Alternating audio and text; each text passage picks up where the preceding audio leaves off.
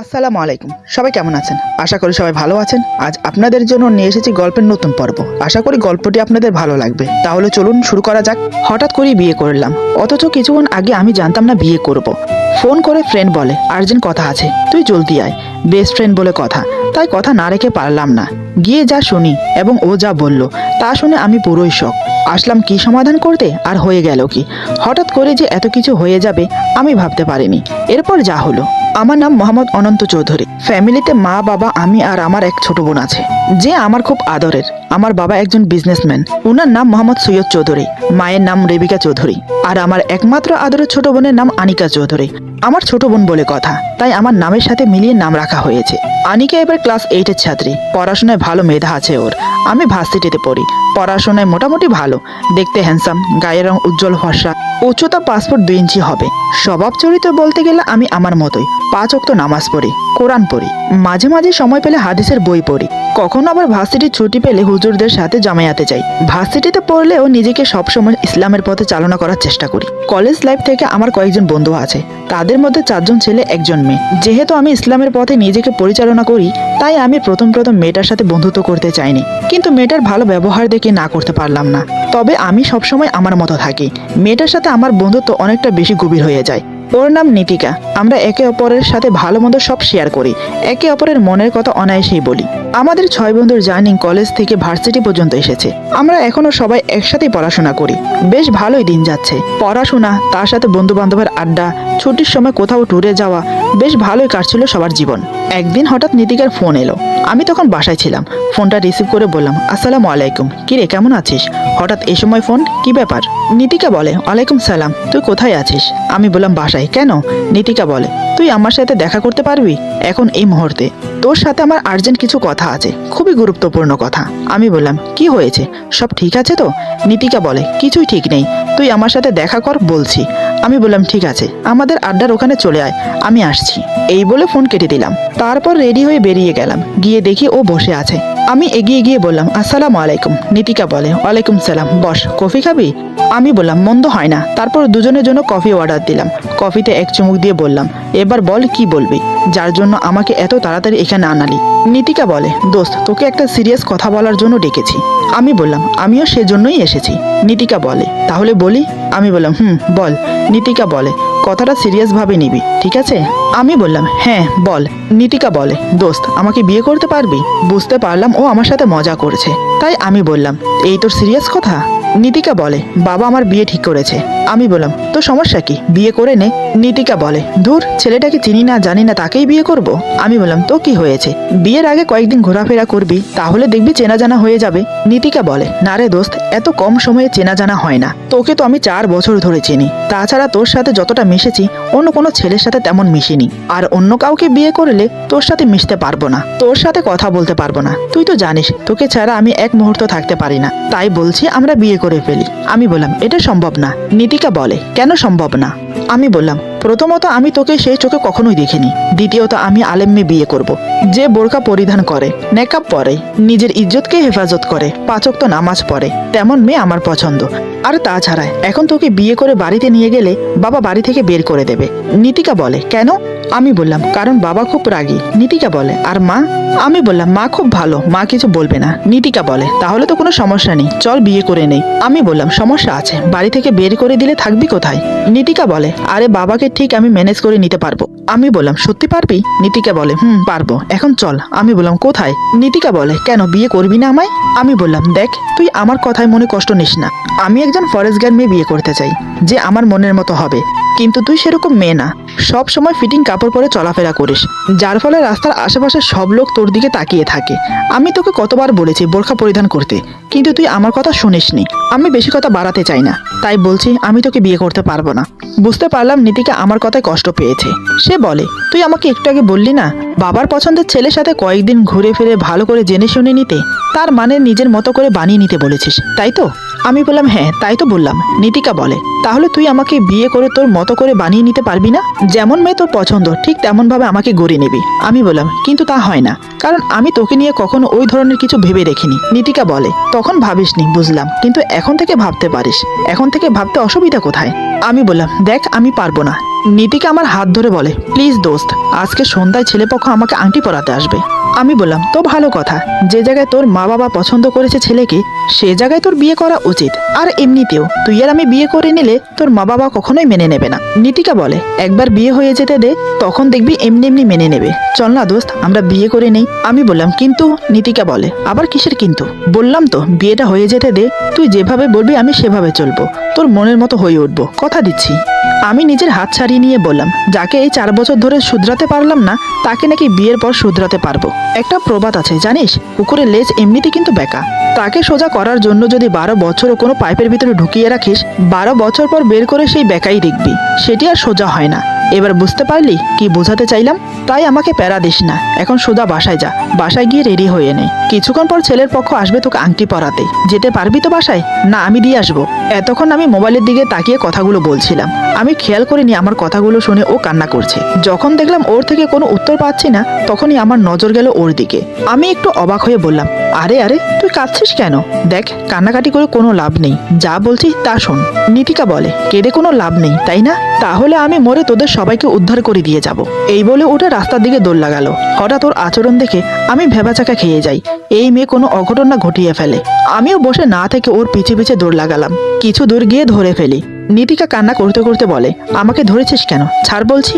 তুই যখন আমাকে বিয়ে করবি না তাহলে আমি নিজেকেই শেষ করে ফেলবো। আমি ওকে শান্ত করার চেষ্টা করলাম, কিন্তু না, সে কোনোভাবে শান্ত হতে চাচ্ছে না। মেজাজটা খুব খারাপ হয়ে গেল। আশেপাশের লোক আমাদের তামাশা দেখছে।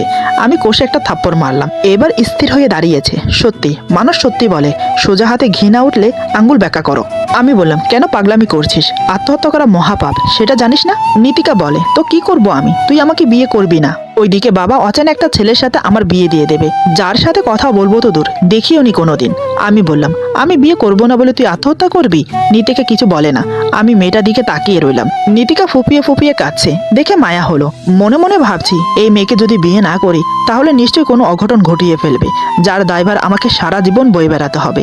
কিন্তু আমি যে আলেম মেয়ে বিয়ে করতে চাই, এমন মেয়ে বিয়ে করতে চাই যে লাজুক টাইপের হবে, এমন একজনকে জীবন সঙ্গিনী হিসেবে পেতে চাই যাকে আমি চিনি না। বিয়ের পর তার সাথে প্রেম করব, তাকে ভালোবাসবো, মহব্বত করব। যেমন আমাদের হযরত রাসূল সাল্লাল্লাহু আলাইহি সাল্লাম হযরত মা আয়েশাকে করতেন। মনে হয় আমার ভাগ্যে নেই, হয়তো সবার ভাগ্যে সবকিছু থাকে না, হয়তো বিধির বিধান এমনই ছিল। কি করব আমি ভেবে পাচ্ছি না। এই মেয়েকে যদি এখন আমি বিয়ে না করি, নিশ্চয়ই বড় ধরনের কোনো অঘটন ঘটিয়ে ফেলবে। 4 বছর বন্ধুত্বে আছি, ও কেমন আমি খুব ভালো করেই জানি। আমি বললাম, ঠিক আছে আমি তোকে বিয়ে করব, তবে আমার কয়েকটা শর্ত আছে। নীতিকা বলে, আবার কি শর্ত? আমি বললাম, 1 নং শর্ত হলো আমি তোকে বিয়ে করতে পারবো, বাট স্ত্রীর অধিকার দিতে পারবো না যতক্ষণ পর্যন্ত না আমি তোকে মেনে নিতে পারছি। 2 নং শর্ত হলো আজ থেকে বোরকা পরিধান করবি। 3 নং, আমি যেমন মেয়ে চাই তেমন মেয়ে যতদিন পর্যন্ত না হতে পারবি ততদিন আমাদের মাঝে কোনো শারীরিক সম্পর্ক হবে না। এই হলো আমার শর্ত। তবে একটা কথা মাথায় রাখবি, বিয়েটা কিন্তু আমার ইচ্ছাই হচ্ছে না, তোর ইচ্ছাই হচ্ছে, তাই কোনো কিছুর জন্য আমাকে দায়ী করতে পারবি না। এখন বল রাজি কিনা? এই কথা শুনে নীতিকা রাজি হয়ে যায়। আমি বললাম, আরেকবার ভেবে দেখ, কারণ আমি বেকার, এখনো ভার্সিটিতে পড়ি, তোকে বিয়ে করে খাওয়াবো কি? নীতিকা বলে, ও নিয়ে চিন্তা করিস না, যে কোনো একটা ব্যবস্থা হয়ে যাবে। প্রয়োজন পড়লে আমি সারাদিনে একবেলা খেয়ে থাকবো। আমি বললাম, চাপা মারিস না, না খেয়ে থাকার অভ্যাস আছে তোর? নীতিকা বলে, না থাকলেও অভ্যাস করে নেব। আমি ওর দিকে তাকিয়ে ভাবছি, এ তো আচ্ছা নাচর বান্দা, এত কিছু বলার পরেও ঘুরে ফিরে আমাকেই বিয়ে করবে। কোনোভাবে মতই চেঞ্জ হচ্ছে না। বুঝতে পেরেছি এ আজ আটঘাট বেঁধে নেমে এসেছে আমাকে বিয়ে করবে বলে। আমি বললাম, ঠিক আছে চল। নীতিকা বলে, আমরা এখন কোথায় যাব? আমি বললাম, কোথায় আবার, কাজের অফিসে। নীতিকার হাত ধরে চলতে শুরু করি।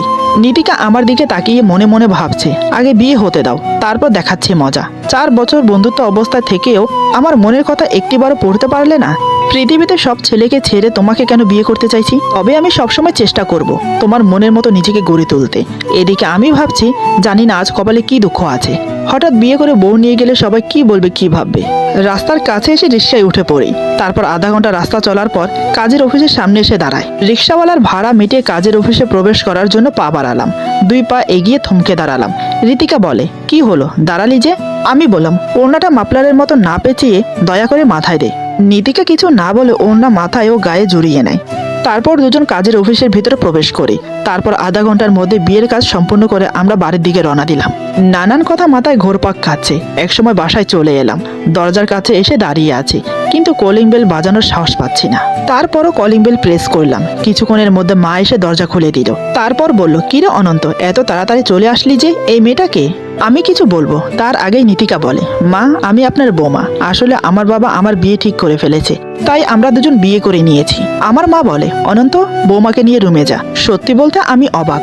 আমার মা একটু রাগারাগি বা চেঁচামেচি করলো না, খুবই আশ্চর্যজনক বিষয়। আমি বললাম, মা বাড়িতে বাবা আছে? মা বলে, না, একটু পরেই ফিরবে। আমি বললাম, বাবা আসলে একটু বুঝিয়ে বলো। মা বলে, তোর বাবাও চাইছিলেন ঘরে বউ আনার জন্য, কিন্তু তিনি বলার আগেই তুই নিয়ে এসেছিস। আমি বললাম, মা নীতিকাকে উদ্দেশ্য করে বলে, তোমার নাম কি মা? নীতিকা বলে, জি আমার নাম নীতিকা। মা বলে, আচ্ছা মা, তুমি ওর সাথে ওর রুমে যাও। নীতিকা বলে, ঠিক আছে। মা চলে যাবার পর নীতিকা বলে, মা এত সহজে মেনে নিল? আমি বললাম, আমার মা সরল সহজ মানুষ, আর তার চেয়ে বড় কথা, তিনি আমাকে অনেক ভালোবাসেন, তাই আমার কোনো কাজে মা বাধা দেয় না। কিন্তু বাবা রয়্যাল বেঙ্গল টাইগার, আমি তাকে ভয় পাই। একসময় দুজন নিজের রুমে চলে এলাম। আমি বসে আছি আনমনা হয়ে। কিছু সময়ের মধ্যে মানুষের জীবনের চাকা পরিবর্তন হয়, সেটা আজ উপলব্ধি করলাম। আল্লাহ যার জন্য যেমন কলম মেরে রেখেছেন, ঠিক তেমন গতিতেই চলবে মানুষের জীবন। আমাকে চুপচাপ দেখে নীতিকা বলে, কি এত ভাবছিস দোস্ত? আমি বললাম, স্বামীকে কেউ দোস্ত বলে? নীতিকা বলে, ও সরি, স্বামী কি ভাবছো গো? আমি বললাম, না তেমন কিছু না, তুই বস, আমি ফ্রেশ হয়ে আসি। নীতিকা আমার বিছানায় বসে বলে, তোমার বিছানাটা অনেক নরম, ঘুমোতে বেশ আরাম হবে। আমি একটু গম্ভীর হয়ে বললাম, বিছানায় নয়, নিচে ঘুমাবি তুই। নীতিকা বলে, তুমি আমাকে তুই করে বলছো কেন? এখন কিন্তু আমি তোমার দোস্ত না, তোমার স্ত্রী, আর আমি নিচে কেন ঘুমাবো? আমি বললাম, কেন, আমার সত্যের কথা ভুলে গেছো? নীতিকা বলে, ওসব পরে দেখা যাবে, কিন্তু তার আগে বলো তোমার রুমের জিনিসপত্রগুলো এত অগোছালো কেন? আমি বললাম, ব্যাচেলার ছেলেদের রুম এরকমই থাকে। নীতিকা বলে, এই তুমি এখন বিবাহিত। আমি বললাম, আগে তো ব্যাচেলার ছিলাম, তাই না? নীতিকা বলে, সমস্যা নেই, এখন থেকে আমি গুছিয়ে রাখবো। কোনো লাভ নেই, গুছিয়ে রাখলেও ও আবার অগোছালো করে দেবে। বাহির থেকে মা কথাগুলো বলল। নীতিকা বলে, চিন্তা করবেন না মা, আগোছালো করলে ওর খবর আছে। মা বলে, ওর এই অভ্যাসটা তুমি যদি ছাড়াতে পারো মা, দেখো। নীতিকা বলে, ঠিক আছে মা, কিন্তু বিছানায় 4টা বালিশ কেন? মা বলে, 4টা বালিশ 4 দিকে দিয়ে ঘুমায়, যখন যেটা ভালো লাগে সেটা নিয়ে ঘুমায়। এই বলে মা আর দাঁড়ালো না, চলে গেল। নীতিকা বলে, এখন আর একটা বালিশও থাকবে না এখানে। ততক্ষণে আমি ওয়াশরুম থেকে ফ্রেশ হয়ে বেরিয়ে এসেছি। ওর শেষের কথাটা আমি শুনে ফেলেছি। আমি বললাম, বালিশ না থাকলে আমি কি জড়িয়ে ধরে ঘুমাবো? নীতিকা বলে, কি নিয়ে মানে? আমাকে জড়িয়ে ঘুমাবে? আমি বললাম, অসম্ভব, আমি তোমাকে কখনো স্পর্শ করিনি, আর তুমি বলছো জড়িয়ে ধরতে? নীতিকা বলে, হ্যাঁ, সমস্যা কোথায়? আমি বললাম, আমার লজ্জা লাগে, আর তাছাড়া। আমার কথা শেষ হতে দিল না। নীতিকা বলে, আইসে আমার লজ্জাবতী বর, নিজের বউকে জড়িয়ে ধরবে, সেখানে আবার লজ্জা কোথায়? দাঁড়াও, আমি তোমার লজ্জাকে বিদায় করেছি। এই বলে এসে নীতিকা আমাকে শক্ত করে জড়িয়ে ধরে। আমার দেহের ভিতরে অজানা একটা শিহরণ বয়ে যাচ্ছে। কোনোদিন কোনো মেয়েকে স্পর্শ করিনি, আর নীতিকা আমাকে জড়িয়ে ধরেছে। একটু অস্বস্তি লাগছে, তাই ওকে সরিয়ে দিলাম। নিজেকে স্বাভাবিক করে কঠোর সুরে বললাম, দেখো তুমি কিন্তু তোমার লিমিট ক্রস করছো। তুমি হয়তো আমার দেওয়া শর্তগুলো ভুলে যাচ্ছ। আমাকে তুমি আর 8-10টা ছেলের মতো ভেবো না, আমি তাদের মতন না। দেখো, তোমাকে আমি আগেও বলেছি, এখন আবার বলছি, নিজেকে ঠিক আমার মনের মতো যদি গড়তে পারো, তবে আমি তোমাকে স্ত্রী হিসেবে মেনে নেব। হয়তো তুমি মনে মনে ভাবছো জোর করে আমাকে বিয়ে করতে বাধ্য করতে পেরেছো, হয়তো বা তুমি এই বাড়িতে নিজের জায়গা করে নিতে পেরেছো, কিন্তু আমার মনে জায়গা করে নেওয়াটা এত সোজা না। ভবিষ্যৎ নিয়ে কত স্বপ্ন দেখেছি আমি, আমার একটা ভুলের জন্য সব মাটি হয়ে গেল। ভেবেছিলাম লাইফে কিছু করব, নিজের মতো করে, এমন একটা মেয়েকে বিয়ে করব যে আমার প্রতিটা কথায় লজ্জা পাবে, যে আমার চোখে চোখ রাখতে লজ্জা পাবে, যার কথা বলার সময় মুখে হাসি লেগে থাকবে, যার প্রেমে আমি একটু একটু করে পড়বো। এক নিমেষে সব মাটি করে দিয়েছো, তবে তোমাকে দোষারোপ করে কোনো লাভ নেই। আসলে এটা আমার নিয়তি ছিল, নিয়তির লেখন কেউ খণ্ডাতে পারে না। তাই তোমাকে বলছি, আমার থেকে দূরে থাকাটাই তোমার জন্য বেটার, কারণ কখন মুখ দিয়ে কি বলে ফেলবো যার জন্য তুমি মনে কষ্ট পাবে। হয়তো মেজাজ খারাপ হলে গায়ে হাতও তুলতে পারি, আশা করি এর থেকে বেশি কিছু বলতে হবে না। নীতিকা আমার দিকে তাকিয়ে অঝরে চোখের পানি ছেড়ে দিল। আমি সেটা দেখেও না দেখার ভান করে বারান্দায় চলে গেলাম। মনে মনে ভাবছি, কয়েক ঘন্টা আগেও এই মেয়ে শুধু আমার ফ্রেন্ড ছিল, আর এখন কয়েক ঘন্টার ব্যবধানে সে আমার স্ত্রী হয়ে গেল। সত্যি মানুষের জীবনের পরিবর্তন চোখের পলক পড়তেই হয়ে যায়। কিন্তু আমি এই মেয়েকে নিয়ে কিভাবে সংসার করব? এই যে আমার মনের মতো না, আর তাছাড়া একে নিয়ে তো আমি কোনো দিন কোনো রোমান্টিক মুহূর্ত ভাবিনি, এমনকি ওর প্রতি কোনো দিনও আমার কোনো ফিলিংস কাজ করেনি। আমার মাথা ভোঁ ভোঁ করে ঘুরছে, কিচ্ছু ভাবতে পারছি না। এমন সময় বাবা অফিস থেকে ফিরেছে। বারান্দা থেকে মেন গেট দেখা যায়, গাড়ি বাড়ির ভিতরে প্রবেশ করেছে। সেটা দেখে বুঝতে পারলাম বাবা এসেছে। সত্যি বলতে আমার হাত পা কাঁপা শুরু হয়ে গেছে। কিছুক্ষণ পর মা আসলো ডাকতে। মা বলে, তোর বাবা তোকে ডাকছে। আমি কিছু না বলে বাবার কাছে চলে গেলাম। আমাকে দেখে বাবা বলে, শুনলাম আপনি নাকি বিয়ে করেছেন। আমি ভয়ে ভয়ে বললাম, জি বাবা। বাবা বলে, তো বোমা কোথায়? আমি বললাম, রুমে আছে। বাবা বলে, ডেকে নিয়ে আসো, একটু দেখি। এমন সময় মায়ের সাথে নীতিকা এসে হাজির। মা বলে, তোমার শ্বশুর, যাও সালাম করো। নীতিকা কোনো কথা না বলে সোজা গিয়ে বাবাকে সালাম করে। বাবা নীতিকার মাথায় হাত বুলিয়ে বলে, বেঁচে থাকো মা, বেঁচে থাকো। এতদিন পর গাধাটা একটা কাজের মতো কাজ করলো। তারপর নীতিকার মুখ ভালো করে দেখে বলে, তুমি সিরাজের মেয়ে না? নীতিকা বলে, জি আঙ্কেল। আপনি সৈয়দ আঙ্কেল না? বাবা বলে, হ্যাঁ রে মা, তুই এই গাধাটাকে ভালোবাসিস আগে বলবি না? তাহলে তো আমি বিয়ের প্রস্তাব নিয়ে যেতাম। নীতিকা বলে, আসলে আঙ্কেল বাবা আমার বিয়ে ঠিক করে ফেলেছে অন্য জায়গায়, তাই বাধ্য হয়ে আমরা নিজেরা বিয়ে করে ফেলি। বাবা বলে, তুই কোনো চিন্তা করিস না মা, আমি তোর বাবার সাথে কথা বলে তোদের বিয়ে আবার ধুমধাম করে দেব। তুই এবার ঘরে যা। নীতিকা বাবার কথা মতো রুমে চলে গেল। তারপর বাবা আমাকে উদ্দেশ্য করে বলে, এই যে নবাবজাদা, এবার তো বিয়ে করেছেন, এবার কি আপনার সম্মতি হবে অফিসে জয়েন করা, নাকি এখনো পড়াশোনা করবেন? আমার বাবা সবসময় আমার সাথে এমনভাবে কথা বলে, কিন্তু যতই এমনভাবে কথা বলুক না কেন আমাকে বড্ড ভালোবাসে। মনে মনে ভাবছি কোন পথ বেছে নেব, অফিসে জয়েন করা না পড়াশোনা। আমাকে ভাবতে দেখে বাবা বলে, কি হলো, কি এত ভাবছেন আপনি? আমি বললাম, কিছু না বাবা, আমি কাল থেকে অফিসে জয়েন করব। বাবা বলে, যাই হোক, বিয়ে করা তো উপকার বই অপকার হয়নি। ঘরে লক্ষ্মী বউ এলো আর ছেলের মাথায় বুদ্ধি খুললো। এই বলে বাবা রুমে চলে গেল। আমি সোফায় বসে নীতিকার কথা ভাবছি। মেয়েটা কি সত্যি আমাকে ভালোবাসে, নাকি নিজের বাবার পছন্দের ছেলেকে বিয়ে করবে না বলে আমাকে বিয়ে করেছে? কিছুই মাথায় আসছে না, তাই উঠে নিজের রুমে চলে গেলাম। রুমে গিয়ে দেখি পুরো রুমটা সুন্দর করে সাজিয়ে ফিটফাট করে রেখেছে। এত অল্প সময়ে কি সুন্দর করে গুছিয়ে ফেলেছে। আমি বিছানায় হেলান দিয়ে শুয়ে পড়লাম। নীতিকা যত সম্ভব ওয়াশরুমে। কিছুক্ষণ পর নীতিকা ওয়াশরুম থেকে বের হলো। সাথে সাথে আমার চোখ আটকে গেল ওর দিকে। মাত্র গোসল করে বেরিয়েছে, পরনে গাঢ় সবুজ কালারের শাড়ি। একে তো ফর্সা শরীর, সবুজ কালারের শাড়িটা তার শরীরে খুব সুন্দর মানিয়েছে। মাথার চুল থেকে চুয়ে চুয়ে পানি পড়ছে, যার কারণে শাড়ি ব্লাউজ অর্ধেকটা ভিজে গেছে। ওর চেহারায় আলাদা একটা লাবণ্য ফুটে উঠেছে। ব্লাউজটা কিছুটা লুজ, যার কারণে কাঁধ থেকে পড়ে যাচ্ছে। সে সেটাকে বারবার তুলে দিচ্ছে। বুঝতে পারলাম ওর জন্য কিছু কাপড়ের প্রয়োজন। হঠাৎ নীতিকার নজর পড়লো আমার দিকে। আমাকে ওভাবে তাকিয়ে থাকতে দেখে বলে, কি ব্যাপার, অমন করে কি দেখছো? যেভাবে তাকিয়ে আছো মনে হচ্ছে এর আগে কখনো আমাকে দেখোনি। আমি বললাম, কই কিছু না তো, বিকেলের দিকে রেডি হয়ে নিও। নীতিকা বলে, কেন, কোথায় যাব আমরা? আমি বললাম, গেলেই দেখতে পারবে কোথায় যাব। এই বলে অন্যদিকে ফিরে শুয়ে রইলাম। কিছুক্ষণ পর দুপুরের খাবারের জন্য মা ডাকলো।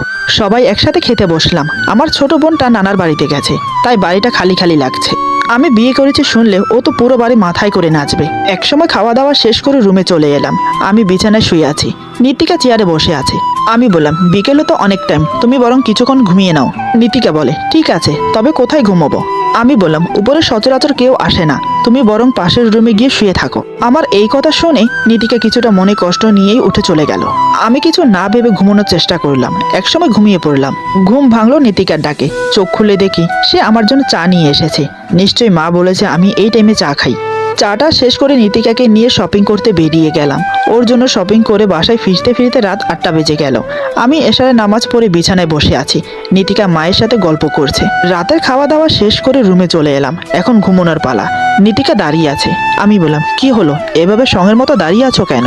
শুয়ে পড়ো। নীতিকা বলে, কোথায় ঘুমাবো? তুমি তো খাটে ঘুমোতে নিষেধ করেছো। আমি বললাম, তো কি হয়েছে, নিচে ঘুমিয়ে পড়ো বিছানা করে। নীতিকা বলে, আমি কোনোদিনও নিচে ঘুমাইনি, এখন কিভাবে ঘুমাবো?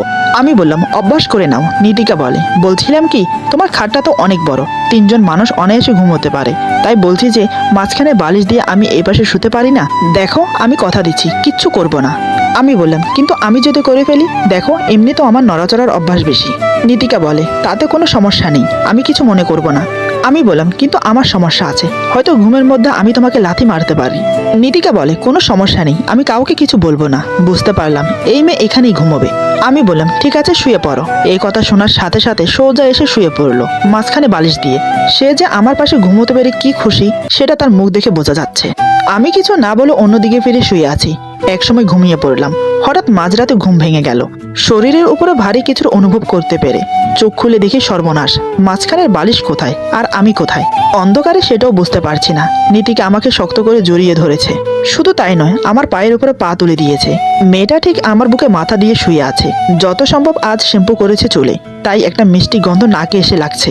মনে মনে চিন্তা করছি ওকে ডাকবো, কিন্তু অজানা এক টানে ডাকতে পারছি না। পাশে থাকা ল্যাম্পলাইট জ্বালিয়ে দিলাম। তার আলোতে নীতিকার মুখ স্পষ্ট হয়ে উঠেছে। মাথার চুলগুলো ওর মুখ ঢেকে দিয়েছে। মেয়েটা নড়ে চড়ে আমাকে আরো শক্ত করে জড়িয়ে ধরে। আমি ধীরে ধীরে ওর মুখের চুলগুলো সরিয়ে দিলাম। আলাদা একটা আকর্ষণ ফুটে উঠেছে ওর মুখে। কয়েক মিনিটের জন্য চোখ সরাতে পারলাম না। নিজেকে স্বাভাবিক করে ওকে জায়গা মতো শুইয়ে দিলাম।